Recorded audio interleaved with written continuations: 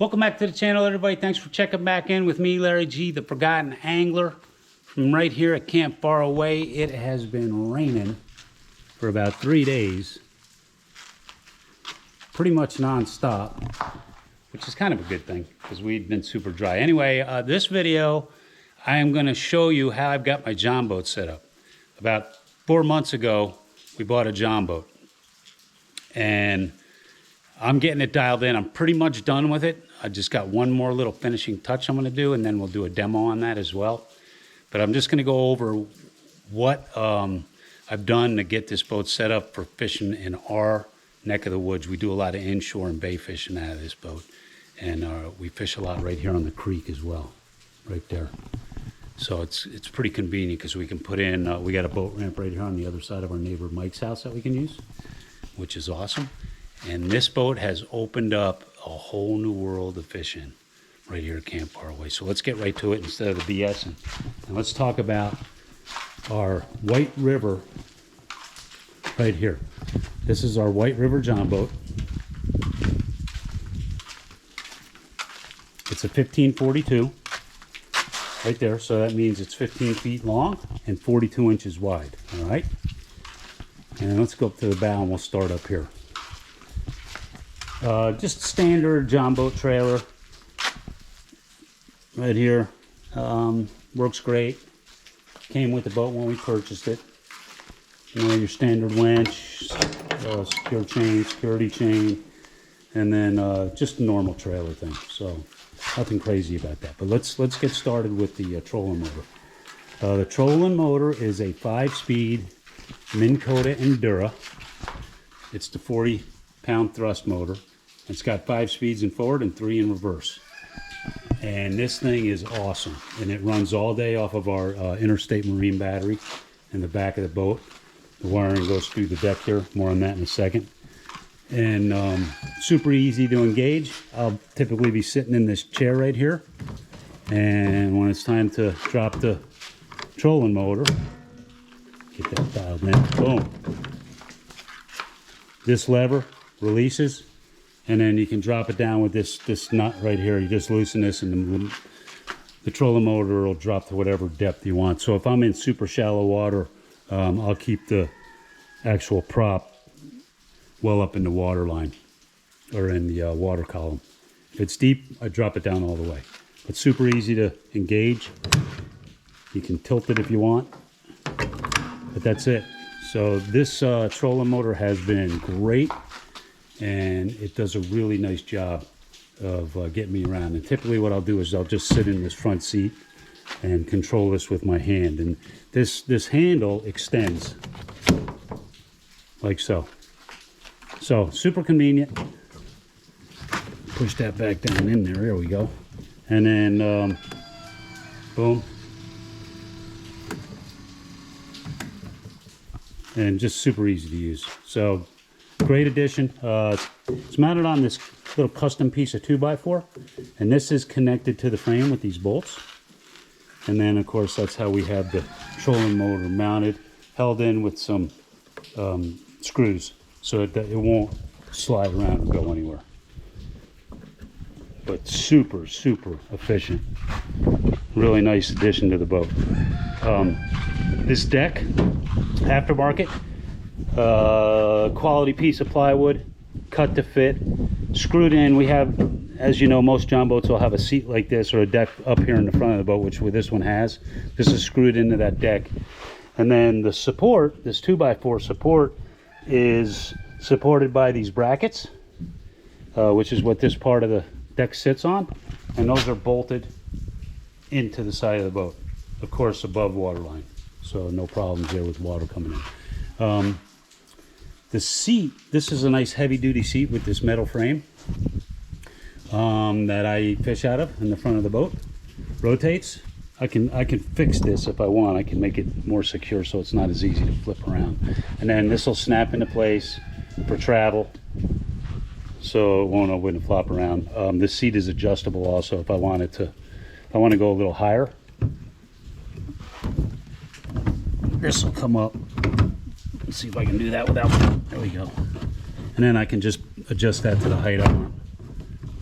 And that's bolted into the floor with these 6 bolts, lag bolts.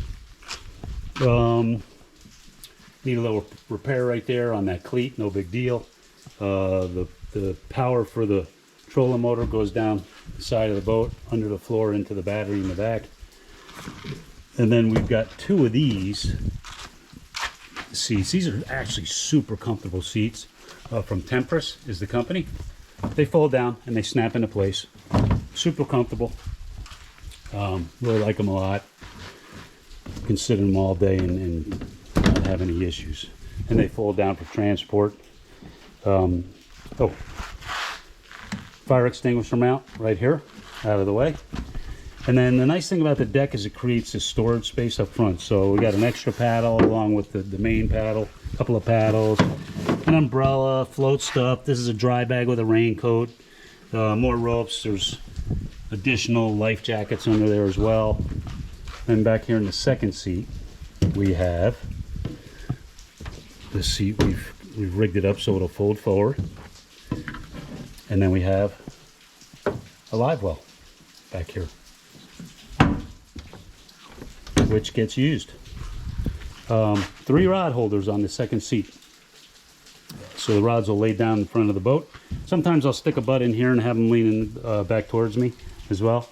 1 on that side, 2 on this side.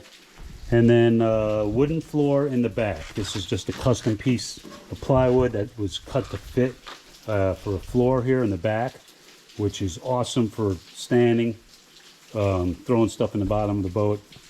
And then this is my old kayak crate. And what I've done with this is I've secured this to the floor with a couple of bolts and a couple of lag bolts, and then 4 rod holders. So additional rod storage. Typically I use these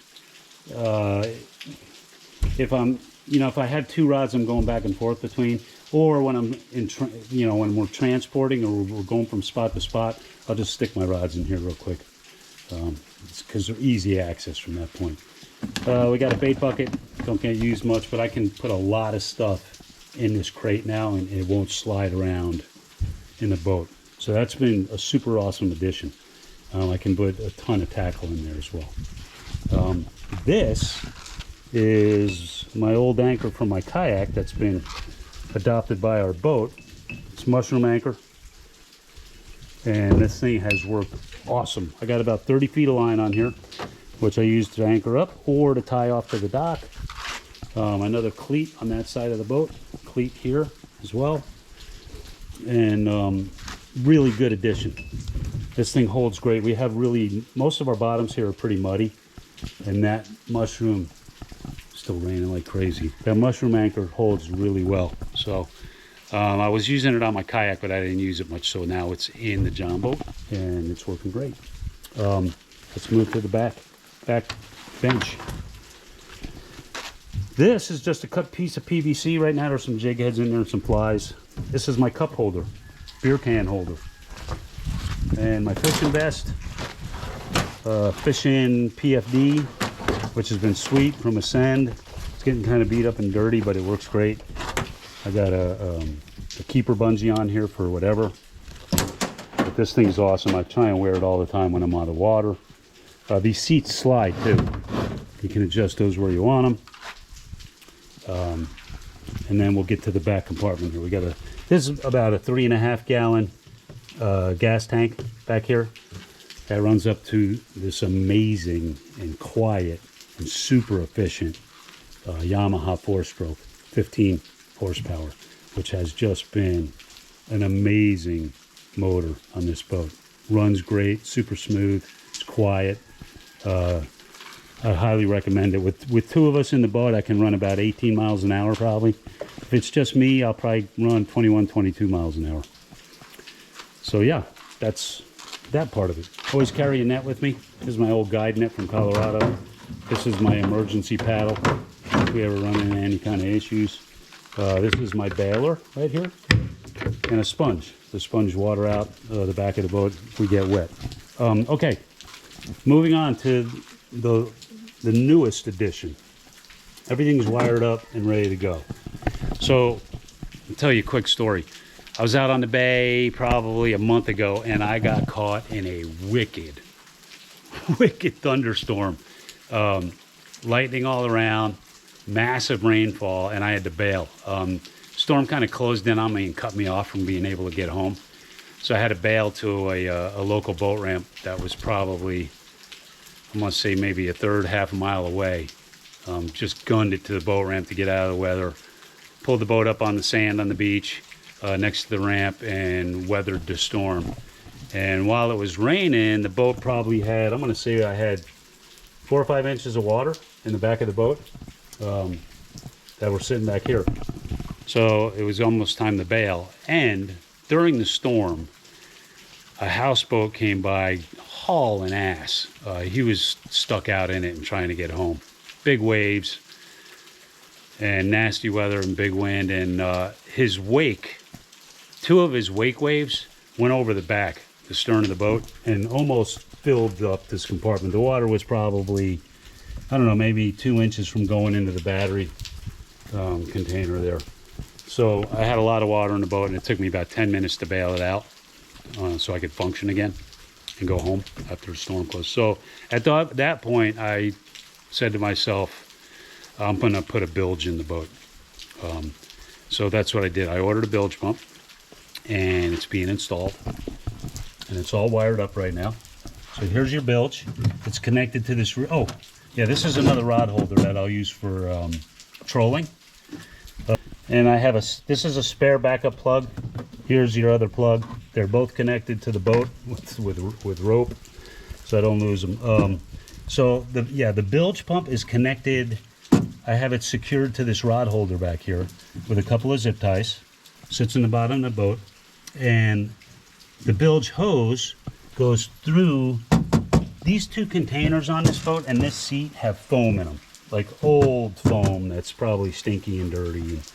But I guess if the boat were ever to sink, it might keep it afloat, kind of, sort of. I doubt it, but anyway, there was this opening in this compartment that I ran the hose through, and it comes up this side and then out through the side of the boat, right there. And here's your switch. Everything's wired up and ready to go. I didn't hook up the auto on here, so auto, nothing will happen. But on the manual, boom. That's it. Okay, so the only thing I have to do now is screw the switch plate into this hole. I cut this hole out right here.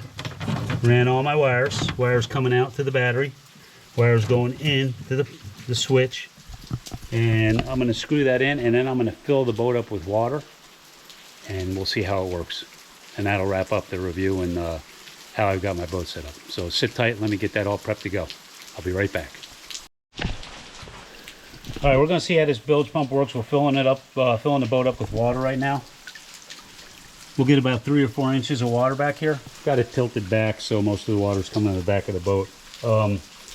I did this once before. When we first got the boat, it had a couple of like super small leaks in it. It was taking on a little bit of water. So I filled up the boat with water while it was level, and I found a couple of leaky rivets that were actually spinning. There was like 2 or 3 of them. So what I did was I took some flex paste and just put it over those rivets, and it's been dry as a bone ever since. So I've gone like 3 months now, and the boat's super dry, which is awesome. All right, well, we're getting close. We got a couple inches of water back here. Get a couple more in there, and we're going to see if this bilge pump works. All right, let's test it. We got enough water in here. I'm going to leave the water running in the boat. You ready? Let's see if I have any mechanical ability at all right here in the Forgotten Angler. All right, we're just going to turn this on manual. Check it out. Yeah, baby. All right. And I think that's coming out of there faster than it's going in with the hose. Success. So yeah, there's the bilge pump switch right there. Power's on. And we're ripping water out of here. Look at that. That's a win. All right, that part works. Psych. Okay, now that we're down to the bottom of the water fill here on the boat, let's see. Yeah, it kicks on automatically. All right, now it's low. Now it's back on. Sweet. Awesome. Boom. All right, guys, so that's a success. We got a working bilge pump. Always have a sponge just to get the last few bits of water out of your boat. Always carry a sponge with me, because your bilge isn't going to get all of it. So just a quick word about safety. Kill switch. I always wear this. I always have my, especially when I'm traveling with my wife. When we're running 4, 5, 6 miles in the Jon Boat, I always have the kill switch on attached to my vest, just in case, because you never know, man. Funny things happen in boats. You know, this is it's a tiller motor, so that's your throttle. Works great. But yeah, I always have the kill switch attached to me. So if I fall out, this is gonna pull off the stop button here, and the motor's gonna shut down. So yeah, we've caught a lot of fish out of this boat. I mean, and I'm talking everything from, get out here in the light, even though it's still pouring rain. I mean, bluegill to tarpon, the full gamut, redfish, flounder, trout, caught everything, ladyfish, you name it. We've caught it out of catfish, all nuisance fish. And this boat has been an awesome addition to Camp Faraway. For the bigger stuff, we take the whaler out. But that's the rundown on a Jon Boat. Oh, look, here comes Prime delivery every day. So anyway, hope you enjoyed that video. If you have ideas on how I can make this even better setup, let me know. Larry G, the Forgotten Angler. You can leave it in the comments below. I'll put a link to the bilge pump that I bought in the description down below the video. But thanks for checking in. Please like the videos if you like them. Subscribe to the channel and leave comments below if you like the video. Appreciate you. Thanks, guys. Thanks for checking in. Larry G, the Forgotten Angler. I'm right here in Camp Faraway on another rainy day. I'm out. Got Prime delivery, game changer right here. See this right here? Gas can spout replacement kit. That's going to change my life right there. Yes, sirree. Because I'm tired of dealing with these gas cans that you buy